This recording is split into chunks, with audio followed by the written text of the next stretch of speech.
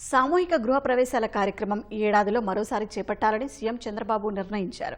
టిట్కో ఇళ్లు కాకుండానే మరో 5 లక్షల ఇళ్లను లబ్ధిదారులకు అందించాలని ఆదేశించారు.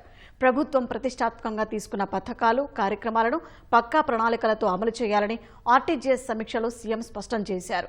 నిర్దేశించుకున్న లక్ష్యాలను చేరుకునే విషయంలో ఎలాంటి జాప్యం జరగకూడదన్నారు. ఆర్టీజీఎస్ కేంద్రం నుంచి వివిధ శాఖల పనితీరుపై సీఎం సమీక్షించారు. ఇళ్ల నిర్మాణాన్ని పూర్తి చేసే విషయంలో ఆలస్యం ఉండకూడదన్నారు. ఇంటి స్థలాల పంపిణీ ప్రక్రియను వీలైనంత త్వరగా ప్రారంభించాలని సూచించారు.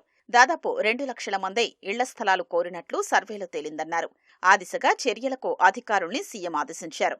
వర్షాకాలంలో ఇసుక సరఫరాలో ఇబ్బందులు రాకుండా ముందే జాగ్రత్తలు తీసుకోవాలని దిశానిర్దేశం చేశారు. ఇసుక రీచ్ల వద్ద, స్టాక్ యార్డుల వద్ద ఎక్కువ ఛార్జీలు వసూలు చేయడానికి వీల్లేకుండా గట్టి నిఘా పెట్టాలని ఆదేశించారు.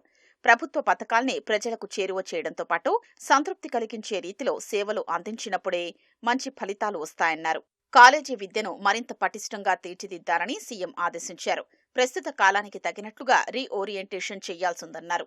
యూనివర్సిటీలతో నిత్యం అనుసంధానం కావాలన్నారు. ట్రెడిషన్ కోర్సులతో పాటు డిమాండున్న వాటిని, కొత్త కరిక్యులాన్ని ప్రవేశపెట్టాలని ఆదేశించారు.